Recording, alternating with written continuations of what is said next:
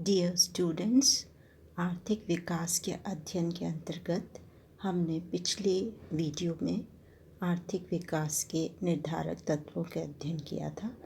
इस वीडियो में हम प्रारंभ कर रहे हैं आर्थिक विकास का माप। इसके अंतर्गत भाग 1 का अध्ययन करेंगे। भाग 1 का measurement of economic development part first. मैं डॉक्टर नीलम सारस्वत, एसोसिएट प्रोफेसर अर्थशास्त्र, बाबू शोभाराम राजकीय कला महाविद्यालय अलवर। आर्थिक विकास के माप के अंतर्गत पहले हम ये देखें कि आर्थिक विकास की स्थिति यदि हम विभिन्न देशों के बीच में देखें तो समानता नहीं मिलती है, बल्कि इसमें अंतर पाया जाता है। इस अंतर का पता कैसे लगाया जाए, इसके लिए माप की आवश्यकता पड़ती है और अर्थशास्त्र कोशिश करता है कि अधिक से अधिक सही माप गणितीय विधियां अपनाकर करे। परंतु प्रारंभ में अर्थशास्त्र का जब प्रारंभ हुआ तब विभिन्न प्रकार के विचार प्रकट किए गए अर्थशास्त्रियों ने, और धीरे धीरे सिद्धांतों में परिवर्तन आता चला गया और उसके साथ ही आर्थिक विकास के माप को करना भी मुश्किल होता चला गया। और इसलिए विभिन्न अर्थशास्त्रियों में आर्थिक विकास के माप के लिए अलग अलग विचार मिलते हैं। अलग अलग समय के अनुसार अलग अलग विचार मिलते हैं और इसीलिए अलग अलग माप मिलते हैं विभिन्न अर्थशास्त्रियों के द्वारा दिए गए विचारों के अंतर्गत। तो इस वीडियो के अंदर हम प्रारंभ में वाणिज्यवादियों से लेकर कार्ल मार्क्स तक के विचारों का अध्ययन करेंगे और इसके अगले वीडियो में हम आधुनिक अर्थशास्त्रियों के विचारों का अध्ययन करेंगे। तो आइए शुरू करते हैं कि किस तरह से आज प्रत्येक राष्ट्र, विश्व का प्रत्येक राष्ट्र बहुत सालों से अपने संसाधनों का अनुकूलतम उपयोग कर आर्थिक विकास की दौड़ में एक दूसरे से आगे निकल जाने के लिए प्रयत्नशील है। और इसलिए हमें प्राचीन में वाणिज्यवादियों के विचारों के अंतर्गत भी आर्थिक विकास के विचार मिलते हैं। वाणिज्यवादियों का विचार था कि जिस देश के पास स्वर्ण व चांदी का कोष जितना अधिक होगा वह देश निश्चित रूप से उतना ही अधिक धनी होगा और अधिक लोक कल्याणकारी भी होगा। वाणिज्यवादियों ने स्वर्ण व चांदी के कोष को महत्व दिया आर्थिक विकास के मापन के रूप में, और वो ये मानते थे कि लोगों का कल्याण करना सबसे परम आवश्यक है और इसके लिए राष्ट्र का धनी होना आवश्यक है। तो वे विभिन्न राष्ट्रों के बीच तुलना इस प्रकार से करते थे, क्योंकि तुलना की इसलिए आवश्यकता पड़ी क्योंकि आर्थिक विकास एक सापेक्षिक शब्द है।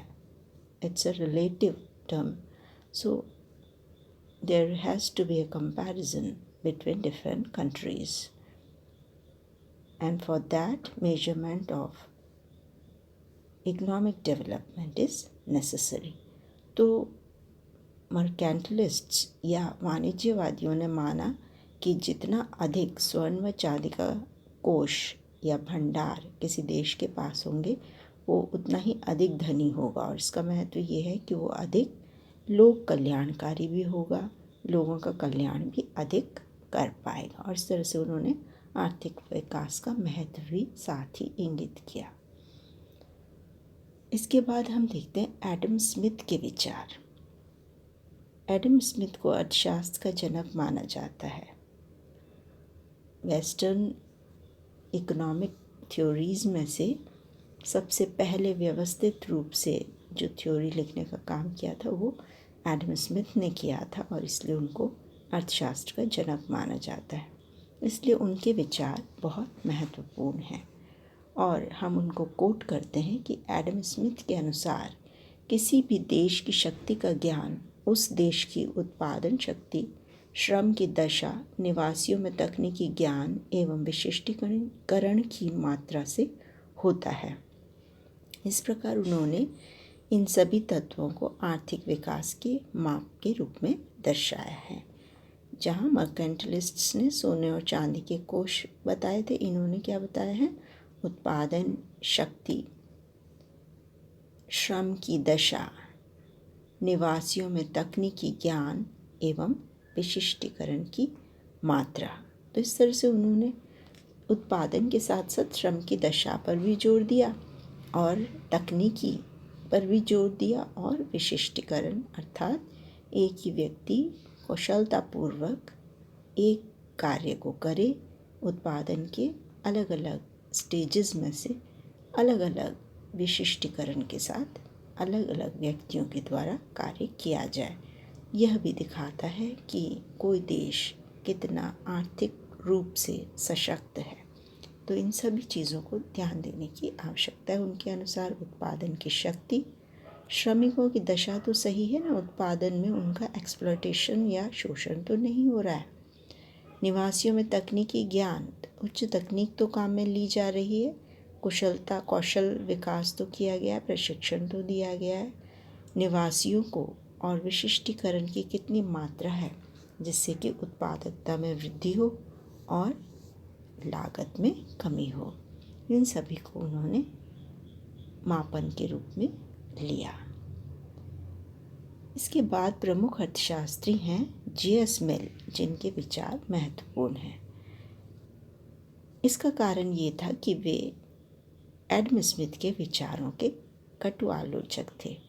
उन्होंने कहा कि एडम स्मिथ के विचारों के कारण पूंजीपतियों द्वारा श्रम का शोषण किया जाने लगा, क्योंकि वह सरकार के हस्तक्षेप के सख्त खिलाफ थे। एडम स्मिथ ये मान के चलते थे कि सरकार के हस्तक्षेप की कोई आवश्यकता नहीं है और मार्केट फोर्सेस पर ही पूरी तरह से अर्थव्यवस्था को संचालित होने के लिए छोड़ देना चाहिए। परंतु एक कल्याणकारी राज्य की बात जो वाणिज्यवादियों ने या मर्केंटलिस्ट्स ने की थी, वो एडम स्मिथ के विचारों के आने के बाद कहीं खो गई और J.S. मिल के अनुसार इस कारण से पूंजीपतियों द्वारा श्रम का शोषण किया जाने लगा, जो सरकार ही बचा सकती थी। Professor J.S. मिल ने एडम स्मिथ के विचारों की कटु आलोचना की और कहा कि लोक कल्याण की स्थापना सहकारिता के आधार पर होनी चाहिए। उन्होंने सहकारिता या कोऑपरेशन का सिद्धांत किया, न कि पूंजीपतियों द्वारा श्रमिकों का शोषण। तो एडम स्मिथ से इस प्रकार उनके विचार भिन्न थे। इस प्रकार प्रोफेसर मिल के अनुसार देश में विद्यमान सहकारिता, कोऑपरेशन ही आर्थिक विकास का माप है। अर्थात जिस देश में जितनी अधिक सहकारिता प्राप्त होगी, वह देश उतना ही अधिक विकास की ओर अग्रसर होगा। तो उनके अनुसार सहकारिता ही आर्थिक विकास का माप है, न कि एडम स्मिथ के द्वारा दिखाए गए उत्पादन की शक्ति व उससे संबंधित कारक। अब हम देखते हैं कार्ल मार्क्स के विचार। प्रोफेसर मिल की विचारधारा के समर्थक थे कार्ल मार्क्स और उन्होंने प्रोफेसर मिल के सहकारिता सिद्धांत का भी समर्थन किया। उन्होंने भी श्रमिकों के शोषण की बात की और इतने उग्र थे उनके विचार कि उन्होंने पूंजीवाद को जड़ से समाप्त करने की बात कही और इसके लिए उन्होंने एक नया वाद चलाया, नया विचार चलाया, जिसको साम्यवाद या कम्युनिज्म कहा जाता है या समाजवाद या सोशलिज्म कहा जाता है। कार्ल मार्क्स के विचार थे कि केवल समाजवाद तथा साम्यवाद द्वारा ही लोक कल्याण स्थापित किया जा सकता है। इस प्रकार कार्ल मार्क्स ने एक अर्थव्यवस्था में समाजवाद को ही आर्थिक विकास का मापदंड माना। एक अर्थव्यवस्था में कितना समाजवाद का पालन हो रहा है, समान अवसर कितने सबको दिए जा रहे हैं, कितनी समानता है, असमानता या इनइक्वालिटी नहीं होनी चाहिए, बल्कि समानता होनी चाहिए एक आर्थिक विकास के सूचक के रूप में, एक आर्थिक विकास के मापक के रूप में। ये विचार थे कार्ल मार्क्स के। इस प्रकार हम देखते हैं कि किस तरह से वाणिज्यवादियों ने लोक कल्याण पर जोर देते हुए सरकार के धनी होने पर जोर दिया, और जो सरकार जितनी अधिक धनी होगी वो आर्थिक विकास भी उतना ही कर पाएगी, और इसके लिए सोने व चांदी के कोष जमा करने चाहिए सरकार को और कल्याणकारी कार्य करने चाहिए। प्रोफेसर एडम स्मिथ ने पूरी तरह से कल्याणकारी रोल जो था, सरकार की कल्याणकारी राज्य की भूमिका थी, उसको नज़रअंदाज कर दिया, और उन्होंने जो क्लासिकल इकोनॉमिस्ट्स के विचार थे उसी का पालन करते हुए सरकार के किसी भी हस्तक्षेप की आवश्यकता से मना किया, नकार दिया कि आवश्यकता है ही नहीं, supply creates its own demand, और इस तरह से जितना भी उत्पादन होगा वो लोग खरीद लेंगे और इस तरह सभी का कल्याण हो जाएगा अपने आप ही, वो ये मान के चलते थे। किसी तरह की असमानता या किसी तरह के आर्थिक कल्याण के कार्यक्रमों की उन्होंने कोई आवश्यकता नहीं समझी, और इस तरह से सरकार के रोल के लिए उन्होंने साफ साफ मना कर दिया कि सरकार का रोल कोई नहीं होना चाहिए अर्थव्यवस्था में, उसे बिल्कुल भी हस्तक्षेप नहीं करना चाहिए। जेम्स मिल ने इसका पूरी तरह से खंडन किया, कटु आलोचना की, श्रमिकों के शोषण की बात कही और सहकारिता पर जोर दिया कि पूंजीपति अपने ही उत्पादन करते रहें, पूंजी के मालिक बने रहें, और इस तरह से दो जो हैं वर्ग बन जाएं, एक पूंजीपति और एक श्रमिक वर्ग। पूंजीपति श्रमिकों का शोषण करें, ये चीज़ सही नहीं है, बल्कि मिलजुल के या सहकारिता से या कोऑपरेशन से कार्य किया जाना चाहिए। और जिस अर्थव्यवस्था में यह मेल जोल से काम करने की संस्कृति विद्यमान रहेगी, सहकारिता विद्यमान रहेगी, उसमें आर्थिक विकास अधिक होगा, और इस तरह से सहकारिता ही आर्थिक विकास का मापक है। हालांकि भारत में हमने देखा कि सहकारिता का जो प्रयास था वो सफल नहीं हो पाया, और पंचवर्षीय योजनाएं अपनाई गई, समाजवाद का रास्ता अपनाया गया जो कार्ल मार्क्स के विचारों से मेल खाता है। हालांकि कार्ल मार्क्स के विचार काफ़ी क्रांतिकारी, जिसे हम कह सकते हैं, क्रांतिकारी विचार थे। वे साम्यवाद और पूरी तरह से सरकार की अस्तित्व पे ही प्रश्न चिन्ह लगाते थे, व्यथित थे बहुत अधिक श्रमिकों के शोषण से, और इसलिए सभी में एकदम समानता की बात करते थे, और जो प्राइवेट प्रॉपर्टी है उसके एकदम खिलाफ थे। पूंजीपतियों द्वारा पूंजी का हक जो लिया जाता है, उनको हक मिलता है पूंजी रखने का, उसके सख्त खिलाफ थे, और समाज की ही पूंजी होनी चाहिए, इस तरह समाजवाद के वो पक्षधर थे।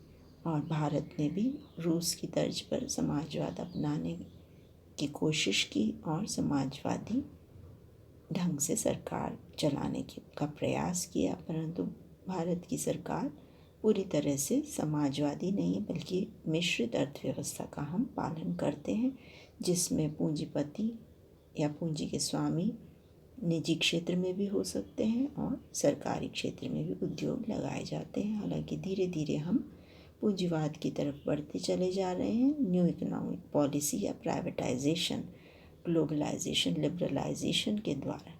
तो इस प्रकार से ये एक भूमिका जो पहले के अर्थशास्त्रियों ने दी, जिसमें समाजवाद जो कार्ल मार्क्स के द्वारा दिया गया वो अंतिम कड़ी के रूप में हमें दिखाई देता है, और आधुनिक विचारों पर, आधुनिक सरकारों पर इसका असर साफ दिखाई देता है।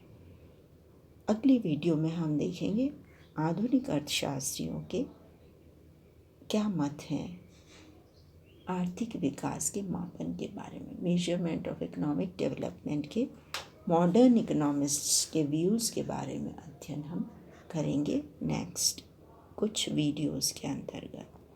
इसी के साथ इस वीडियो को हम यहीं समाप्त करते हैं। धन्यवाद। Thank you.